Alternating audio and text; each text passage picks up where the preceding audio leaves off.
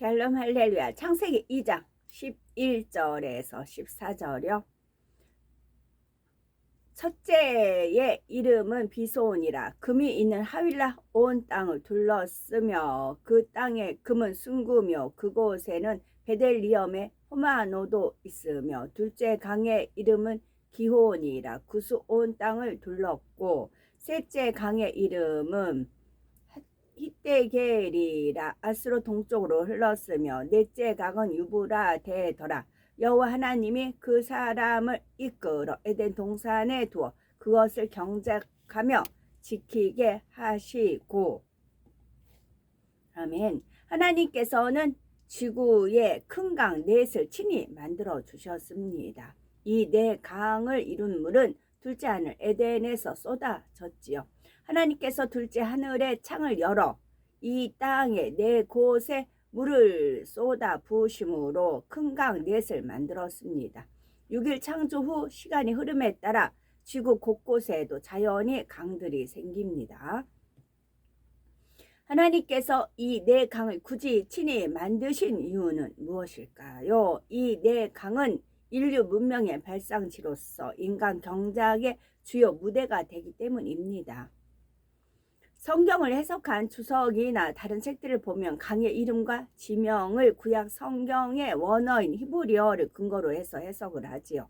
물론 원어의 의미를 참고할 수도 있습니다. 그런데 하나님께서 강들에 부여하신 영적 의미를 알아야 그 의미를 온전히 안다 할 수가 있겠지요. 에덴 동산이나 이 네 강의 근원을 지구에서 찾으려는 사람들도 있습니다.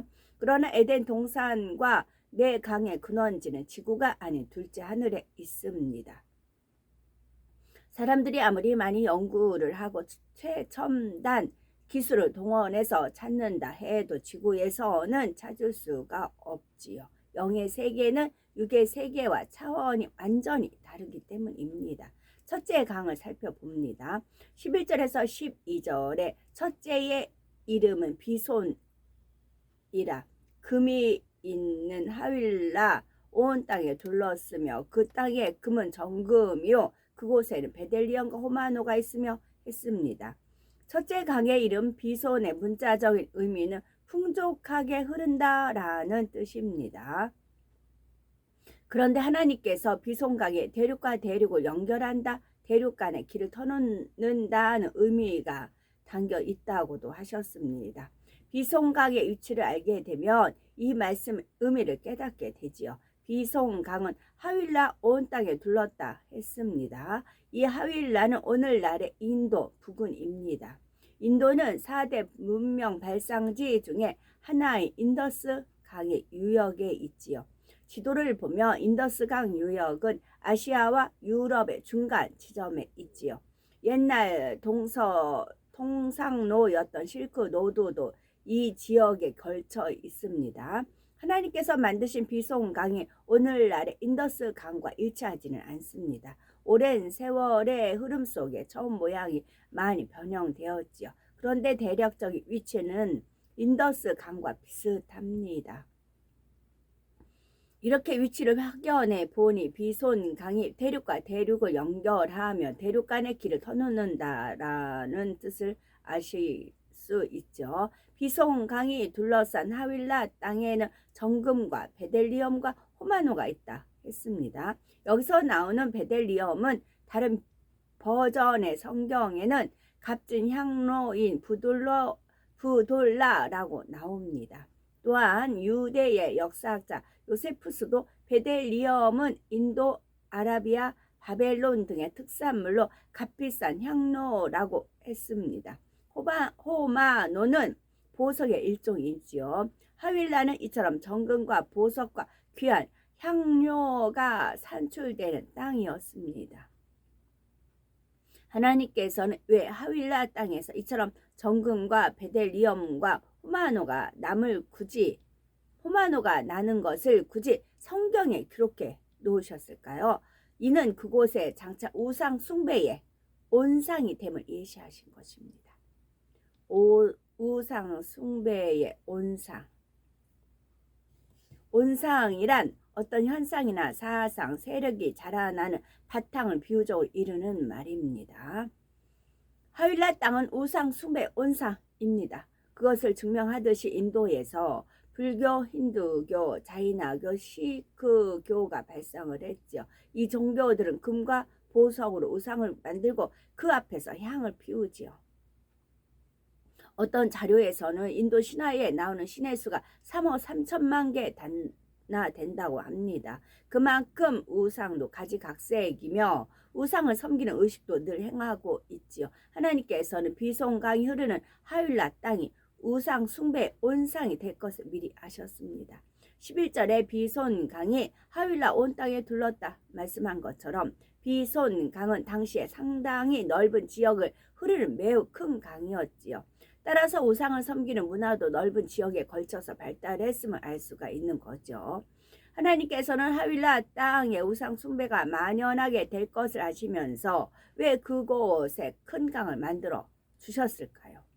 그곳에 강을 두지 않으셨다면 그곳에 사람들이 모여 살지 않았을 테고 우상 숭배 온상도 안 됐을 텐데 말입니다.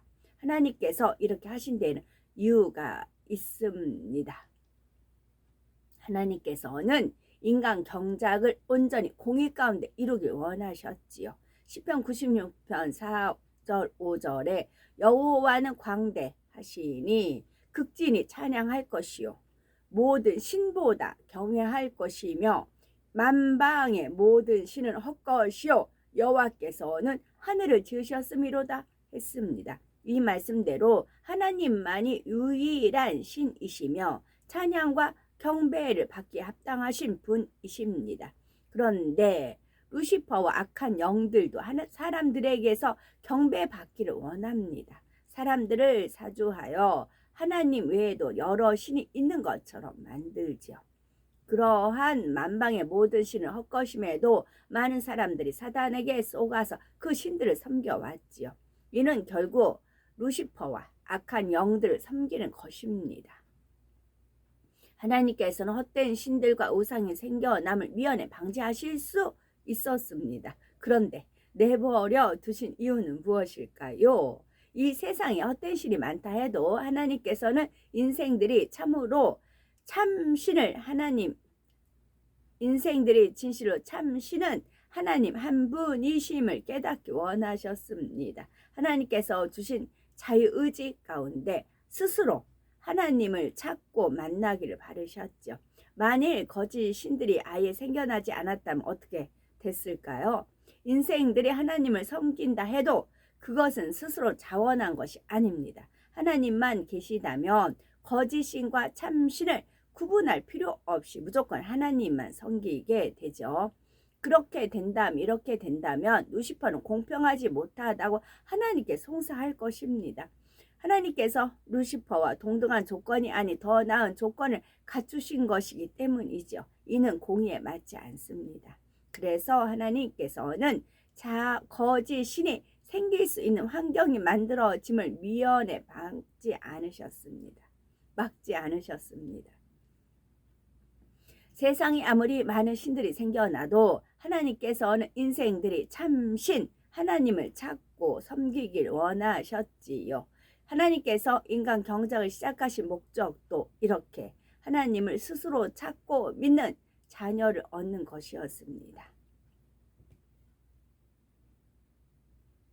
세상에 아무리 많은 신들이 생겨나도 하나님께서는 인생들이 참신 하나님을 찾고 섬기길 원하셨지요. 하나님께서 인간 경작을 시작하신 목적도 이렇게 하나님을 스스로 찾고 믿는 자녀를 얻는 것이었습니다. 하나님이 참 신이심을 깨달아 하나님을 믿는 사람들도 있지만 거짓 신을 섬기는 사람들도 많습니다. 하나님의 선민 이스라엘 가운데에서도 이방신을 섬기는 우상 숭배가 만연하곤 했지요. 그때마다 하나님께서는 선지자들을 통해 하나님이 참 신이심을 나타내셨습니다. 헛된 신을 버리고 하나님께 돌아오라고 간곡히 호소하셨죠. 때로는 자녀를 빼앗긴 아비의 심정으로, 때로는 아내를 잃는 남편의 심정으로 이스라엘 백성에게 말씀하셨죠. 이사야서 1장 2절 3절에 보면 하늘이여 들으라, 땅이여 귀를 기울이라. 여호와께서 말씀하시기를 내가 자식을 양육하였거늘 그들이 나를 거역하였도다. 소는 그 임자를 알고 나귀는 주의 구유를 알건만은 이스라엘은 알지 못하고 나의 백성을 깨닫지 못하는도다 하셨습니다. 호세아서 2장 19절 20절에도 내가 네게 장가들어 영원히 살되 의와 공변됨과 은총과 궁율이 여기이므로 네게 장가들며 신실함으로 네게 장가들리니 네가 여호와를 알리라 말씀하셨죠. 하나님께서는 선지자들을 통해 이렇게 말씀하시는 한편 놀라운 권능의 역사를 나타내심으로 하나님이 참 신이심을 증거하셨습니다. 예를 들어 우상숭배가 가장 심했던 아합 왕 때에는 누가 참 신인지를 보이는 대결이 있었지요. 엘리야 선지자 혼자서 이방 신의 제사장 850인을 상대했습니다. 누가 하늘로부터 불을 내려 재물을 태울 수 있는지를 겨루었지요. 850인이 섬긴 바알 아세라는 거짓 신이기에 불을 내리지 못했지만 엘리야가 섬기는 하나님은 참 신이시기에 불을 내려주셨습니다. 열왕기상 18장 39절에 이 광경을 모든 백성이 보고 엎드려 말하되 여호와 그는 하나님이시로다 여호와 그는 하나님이시로다 라고 고백을 했지요. 하나님께서는 시대마다 세우신 선지자들을 통해 이처럼 하나님이 참 신이심을 나타내셨습니다. 그래도 이스라엘이 듣지 않을 때에는 하나님께서도 외면하셨죠. 그 결과 전쟁과 기근과 질병 등의 시험 환란이 임했지요. 환란 가운데 받는 고통이 심해지면 다시 하나님을 찾았습니다. 그러면 하나님은 다시 이스라엘을 싸매시고 회복시켜 주셨지요. 하나님께서는 오늘날도 하나님의 종들을 통해 하나님이 창조주요 참 신이심을 나타내십니다. 생사화복을 주관하시는 분은 오직 하나님이지요. 무에서 유를 창조해내는 권능도 오직 하나님께만 속합니다. 시편 62편 11절에 하나님의 한두 번 하신 말씀을 내가 들었나니 권능은 하나님께 속하였다 하셨도다 말씀하신 대로이지요. 루시퍼에게는 죄를 짓게 하는 능력은 있으나 창조의 권능은 없습니다. 루시퍼에게는 죄를 짓게 하는 능력은 있으나 창조의 권능은 없습니다. 죄인들에게 시험 환란을 줄 수는 있으나 인간에게 생명과 행복을 줄 수는 없지요. 그러므로 마음이 선한 사람, 진실한 사람은 세상에 많은 신들이 있다 해도 참 신이신 하나님을 찾고 섬깁니다. 하나님께서는 이렇게 하나님 앞에 나아오는 사람들을 자녀로 삼으시고 영생과 천국을 주시죠. 13절에 둘째 강의 이름과 대략적 위치가 나옵니다. 바로 둘째 강의 이름은 기혼이라 구스 온 땅에 둘렀고 했습니다. 기혼의 문자적인 의미는 차고 넘치도록 흐른다 라는 뜻이고 영적인 의미는 뽐낸다, 견줄만하다 라는 뜻입니다. 하나님께서는 왜 이 강에 이런 의미를 담아 주셨을까요? 기온강 유역에서 발생한 문명이 뽐낼 만큼 뛰어날 것을 미리 아셨기 때문입니다. 그런데 기온강은 구스 온 땅에 둘렀다 했습니다. 첫째 강인 비손처럼 굉장히 넓은 지역에 걸쳐 흘렀던 것입니다. 구스는 어디인가요? 구스는 오늘날 아프리카의 에티오피아에 해당하지만 성경에 나오는 구스는 그보다 광범위합니다. 아프리카에서 나일강과 홍해 사이에 있는 지역을 모두 구스 땅으로 잡지요. 오늘날 이 지역에는 나일강이 흐르고 있습니다. 나일강은 몇 개의 원류가 합류한 것입니다. 먼저는 수단에서 흘러나온 백나일과 에티오피아에서 흘러나온 청나일이 합류하지요. 그리고 다시 에티오피아에서 흘러오는 또 다른 지류인 아트바라 강이 합류합니다. 나일강이 이집트 영내에 들어가면 더 이상 합류하는 지류가 없고 북쪽으로 흐르다가 지중해로 빠집니다. 구스 땅에서 발원한 강이 나일강을 형성하는 데 중요한 역할을 한 것을 알 수가 있죠. 여기서 구스 땅에서 발원한 강이 바로 성경에 나온 기온강에 해당하지요. 물론 현재 강의 모양은 하나님께서 처음 만드셨을 때의 모양에서 많이 변형된 모습입니다. 큰 강이 바다로 흘러 들어오는 곳에는 강물을 타고 내려온 퇴적물이 쌓여서 삼각주라는 지형이 만들어지기도 합니다. 이러한 삼각주는 매우 기름진 땅으로서 다양한 동식물이 깃들어 살 수 있죠. 또한 사람에게도 매우 유익한 땅입니다. 먼저는 농사를 짓기가 좋습니다. 또한 민물이 풍족하면서도 바다와도 접혀 있지요. 이러한 여러 이점으로 인해 삼각주에서 도시와 문명이 시작된 경우가 많죠. 그런데 나일 삼각주가 바로 세계에서 가장 크다는 사실입니다. 이 나일 삼각주 유역에는 이집트의 수도 카이로가 있으며 제2의 도시 알렉산드리아도 있지요. 또한 이 지역에서 발생한 고대 이집트 문명은 세계에서 가장 오래된 문명입니다. BC 3200년경에서 시작되어 약 3000년간 번성했습니다. 이 고대 이집트 문명은 세계의 다른 어떤 지역보다 찬란한 문명의 꽃을 피웠지요. 그래서 이집트에 가면 뛰어난 문화 유적들을 볼 수가 있습니다. 대표적으로 피라미드와 스핑크스를 들 수 있죠. 기자 지구에 있는 쿠프왕 피라미드는 세계 7대 불가 사이로 뽑히는 건축물입니다. 이집트에는 이 외에도 80기 이상의 피라미드가 있다고 합니다. 세계적인 박물관인 이집트 박물관에는 12만 점 이상의 유물이 전시돼 있죠. 주로 고대 이집트 왕조의 유물인데 하나하나를 자세히 살펴보려면 며칠이 걸린다고도 한답니다. 가장 눈길을 끄는 것은 황금 가면으로 유명한 투탕카멘의 유물입니다. 이처럼 기온강 유역에서 쌓은 문명은 후세에 뽐낼 만한 유물과 유적을 남겼지요. 하나님께서는 이렇게 될 것을 아시고 뽐낸다, 견줄만하다 라는 의미의 기온이란 이름을 이 강에 붙여주셨죠. 이곳에서 피라미드와 스핑크스 등 불가사의한 건축물이 세워지고 문명이 뛰어나게 발달할 수 있었던 것은 그럴 만한 이유가 있습니다. 이 지역이 에덴 동산에 살던 아담과 연관된 곳이기 때문입니다.